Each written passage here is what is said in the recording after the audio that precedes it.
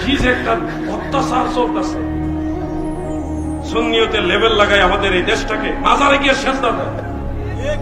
কি অবস্থা! আমরা সেজদা দেই না, আমরা তাজিম করি, কদম বুসি করি। আচ্ছা, কদম বুসি, বুসি মানে চুম্বন।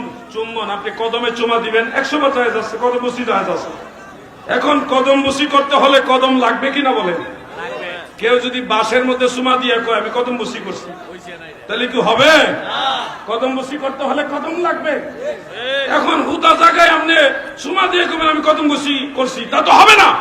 যারা বিভিন্ন তাল বাহানা দেখাইয়া আল্লাহ ছাড়া গায়রুল্লাহকে সেজদা করে, মাজারে গিয়ে সেজদা করে, পীরকে সেজদা করে, খাটকে সেজদা করে, কোন ধরনের চেয়ারকে সেজদা করে, এরা কখনোই মুমিন হতে পারে না। এগুলি টাটকা মুশরিক।